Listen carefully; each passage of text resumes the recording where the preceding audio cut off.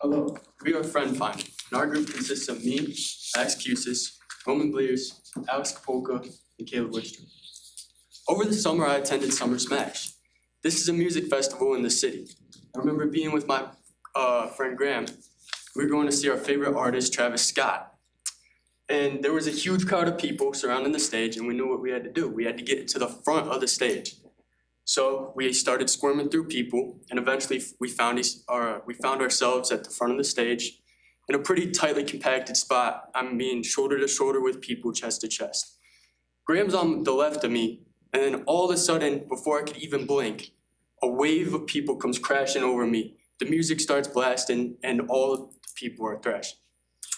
So I realize Graham's gone when that happens, and I don't know where he went. So I just think to myself, he'll show up eventually. So I stay in the same spot and continue to listening to the music by myself, but Graham never shows up. So once the music ends, I exit the crowd and start searching the perimeter. I'm calling his name, I'm looking for him, and then I take out my phone. I try to call him, but I realize I don't have Wi-Fi or cell service. So I don't know what to do now. I guess I have to continue my search without calling him. So after an hour's worth of search, I finally feel a tap on my shoulder, and I swing my body around to see this. Graham holding a thumbs up with a big fat smile on his face. I was a little bit mad, but overall I was pretty happy that we found each other. This led me to the idea to create a device that can be wearable and show you where your friends are without the use of Wi-Fi or cell service. This is how it will work. It uses GNSS, or Global Navigational Satellite Systems, to send a unique frequency and get the exact coordinates of the band. They will sync together using radio frequencies, and then along with the mesh-to-mesh signal, they will not only be receivers of radio frequencies, but transmitters, allowing for the range to be greater. And then you can see how someone will see this, it'll have a color assigned and then an arrow pointing to a different band, and the arrow will the color of the arrow will represent that band's color. Okay, so our target market is men and women aged 15 to 45 who live in urban areas that attend concerts frequently. So the way we got our demographic is that we researched about what kind of people go to concerts, and we found that millennials are the most common people at concerts. So we decided to target that age range. But we also want to accommodate for parents and children, as we also conducted some research, and parents would feel safer if they knew that their kids and their friends knew each other where they were during the concert, and that they would always be able to find each other. And then for geographic, we decided urban areas because most concerts and festivals usually take place in major cities and arenas and venues. So we think it's smarter to target those areas, as those people will be more likely to go to concerts. And for psychographics, it just made sense for us to target people that attend concerts more than once, as they'd get more use out of our product than just buying it once and never using it again. So for our market size, we calculated that our total addressable market is $1.1 billion. And we were able to calculate our market by just looking at Statista and the people that go to concerts. And then we were able to size that down to our SAM, which is 25,296,000. And we were able to use assumptions from our target market to slim that down. And we have about 163,000 customers in our SAM. And then for our direct competitors, we have CrowdCompass and Totem Labs. CrowdCompass, even though they both solve the solution the same way as us, they're much more inconvenient and just harder to use. So CrowdCompass is kind of it tracks people and has a design on the front, but it's just very bulky, and it hangs in front of your neck and just inconvenient to use when you're running around and stuff. And for Totem Labs, it's a much smaller device. However, it can only connect up to 4 people, has less battery life, and is just made of much cheaper materials and stuff. And we have indirect competitors like Life360. Even though they help find people that are lost using phones and stuff, they wouldn't really work in a concert setting, as you would need Wi-Fi and cell service to use it. And since they don't have it, it just isn't really viable to the solution. For brand awareness, we'd be using organic promotion with Instagram and TikTok marketing. We'll be using Reels, short-form content, and community building posts. The benefits of this are that TikTok and Instagram's algorithm has an unparalleled connection to the consumers, allowing our content to be placed directly in their hands without us having to specify anything. And then for our paid promotion, we'll be using TikTok and Instagram paid ads, which allows us to curate our target customer to these platforms, using their tools to put our content directly in their hands. The drawbacks of this, however, are that it costs money and that we have to continuously optimize the content in order for the best return on investment. For our channels, we'll be using Amazon and our website. Our promotion will bring our consumers to the website, which allows them to directly purchase from there. The drawbacks of this, however, are that there's not much traffic. So our indirect channel will be Amazon, which has a much higher traffic and a much higher purchase rate overall, although it does come with seller fees associated with it. For our pricing, we came to the price of $150.99. Through the surveys we conducted, we found that the average consumer is willing to pay $120 to $150, placing FriendFinder right within that range. For our competitors, Crowd Compass priced at $199.99, leaves us at a very competitive price. And Totem Labs, a cheaper quality product, priced at $69.99. For managing costs, our COGS include the tech components, the brace, the band, the encasing, and the production and assembly and fulfillment, which we totaled to about $110. To optimize these costs, we plan on ordering in bulk and streamlining the distribution process to the best of our ability. For our year one sales, we looked at the serviceable addressable market at 163,200 people. From this, we found our market share to be 0.12%, and of that combined, we found that our projected sales would be 199, leading us to our year one revenue of $29,850. And this is our landing page. This is a way customers can pre-order our product by getting to our landing page from our short form content on TikTok and Instagram. This is also our business model test. We'll be testing the price customers are willing to pay and the product demand, and if there's enough demand for our product. We've already asked questions in our surveys like how much will you be willing to pay and would you find value in this device? So far, 90% have said yes, and the majority said that our product should be worth $100 to $150. We will also in the future conclude surveys and also direct interviews for Instagram and TikTok. We'll be asking for $150 for Instagram paid promotion ads and also $150 for TikTok paid ads.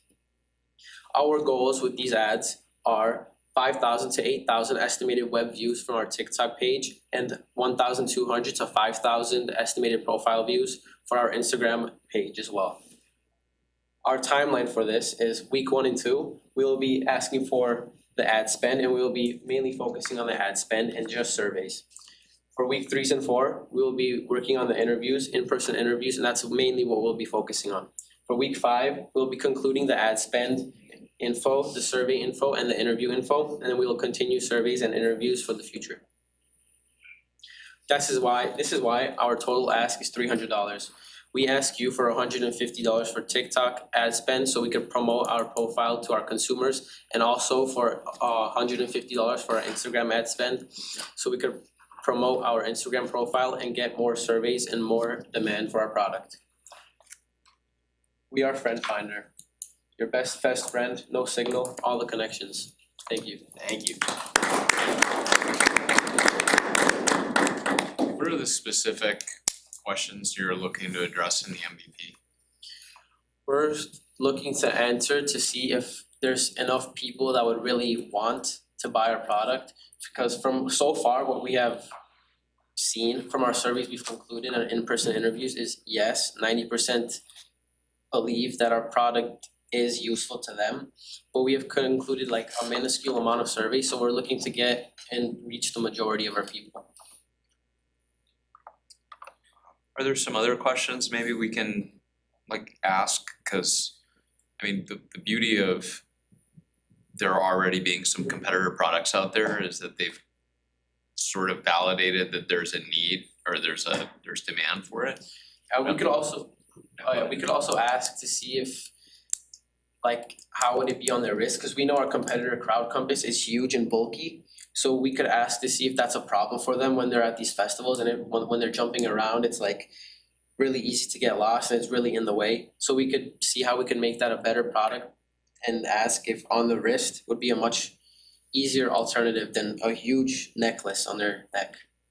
What about, like, what occurred to me is like leasing the product. So like when you go to the concert, you show up with your 5 buddies, you go to a booth, you check in, you put a deposit down in case you don't return the thing, and you just use it there at the venue. Have you guys thought about that model? We have, and so we've tried to contact Yeah. Country Thunder, which is a festival in Wisconsin. We haven't gotten a reply yet, so, but that was one of our ideas too, like renting out the wristbands. Do you guys think that Friend Finder, the name, might be too narrowing? Yeah. Your feedback was from kids and parents, right? It definitely just indicate that it's just to find friends in general. Well, there's a bit of an issue with the name actually, because this is before your time or whatever, but one of the first like large kind of what back in the days of MySpace was called Adult Friend Finder. And that was how you would find prostitutes. In different in different things. So it was called Adult Friend Finder. So perhaps maybe a different name might Yeah, we want definitely to consider rotate that. into that. Young because adult it's not friend that finder. connotation. I understand what we're doing I here, wasn't but there is expecting some old internet history that That's might been recorded. Dirk, it's funny you know that. a lot of research. I think you guys like, not only is it, you go to Lollapalooza, guaranteed no cell signal, guaranteed no Wi-Fi, guaranteed 50% of your friends' batteries run out of their phone at some point because it's 1% and they're still going. And so it's almost like a backup to where at least you got that backstop of finding your friends. But I think something like this where if it's like, kind of a unique thing that has a single purpose, you almost need to come up with a name that's like zingy. It can be a noun and a verb, like, hey, Google me or whatever, like it's kind of a niche, and like you said, single-use product that you're using at like very, once or twice a year and pulling it out of your drawer and charging it and using it, but it's like it's like almost a logo, of sorts, so I don't know about that. And just one thing on the technology, part of it totally had that exact same experience when you're at a fest and there's no cell, no Wi-Fi, all that kind of stuff. And they try to improve it, but they don't.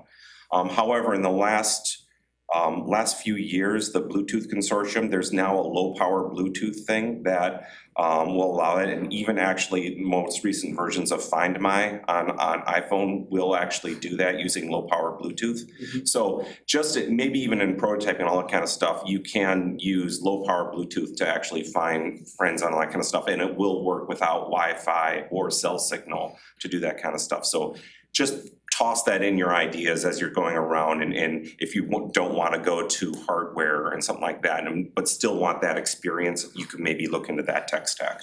Through the actual, the back-end infrastructure here, like where do you program who your friends are? When you program who your friends are, when they're all surrounded by each other, they all hop on the same radio frequency. And obviously we'd have to talk to mechanical engineers about that to further validate that, but Well, if it was RF, you can sync, it's almost like pairing signals. There's complications on the technology, but I'll save that one, because my question is, you said, to bring down COGS, you'd buy in bulk.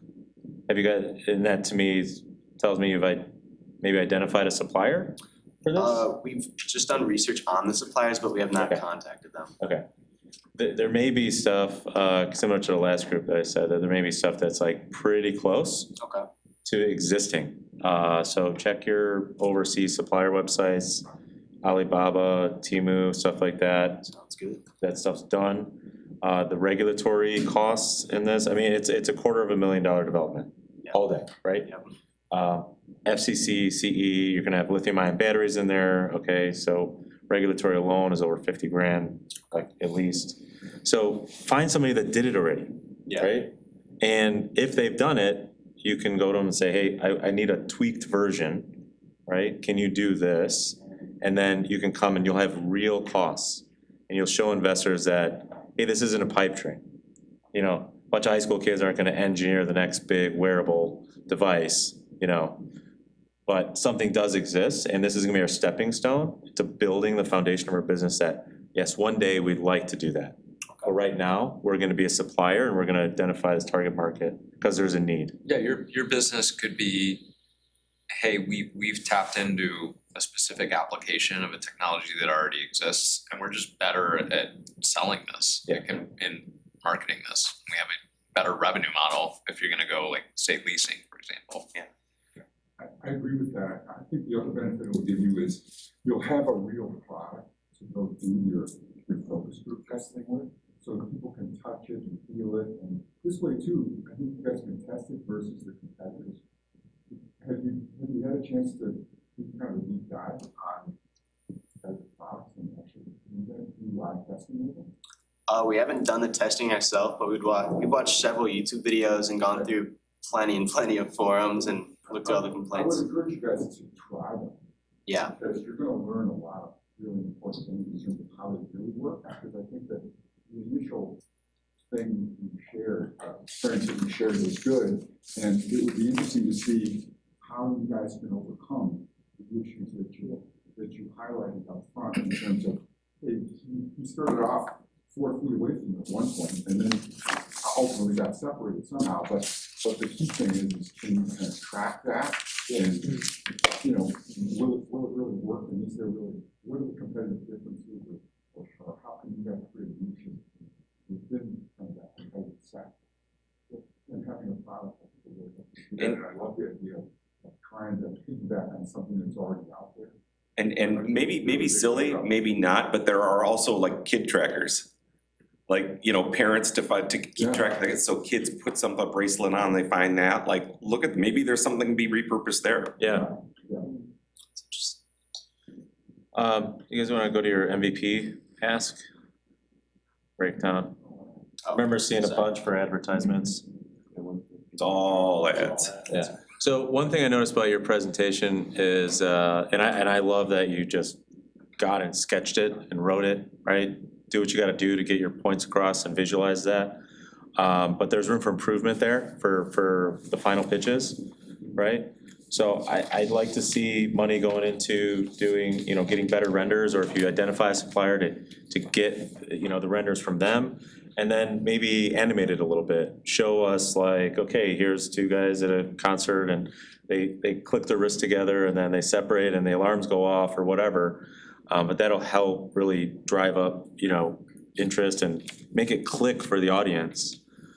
Because until you have a business and you're looking to raise money to make this real, it's something that we call vaporware, right? It doesn't exist, but that doesn't mean that you can't sell it. I've sold vaporware a lot, I can tell you all about it, okay?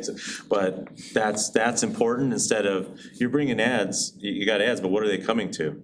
They're not gonna come to your drawings on a napkin, right? So you need something before you start driving that ad traffic somewhere. And given that this is your one opportunity to ask for funding between now and May, and given some of the feedback here is like maybe you can find something on Alibaba, something like that, would perhaps you want to really quickly revise your asks to maybe get some money to get some prototypes and stuff like that to ask? Yeah, for sure. We definitely want to look at buying from Alibaba as well as getting that render that you were talking about for the presentation in May. That would definitely benefit us. So what do you think, just real quick, 30 seconds, what do you think a revised ask should be? No, I'd probably say around 250. 250 on top of the three? Yeah. Yeah, what do you think? Well, I mean, You don't need to add, Swap that out, Even 500? 500? And get the product in. Yeah, for sure. Yeah. And then you can advertise it. 100%. To get you buy some things, test it out, all that kind of stuff. Good work, guys. 500. 500 for real.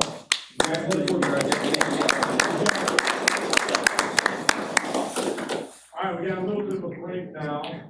So board, if you have a little bathroom, breaking up, do so. We do have a group coming up right after this,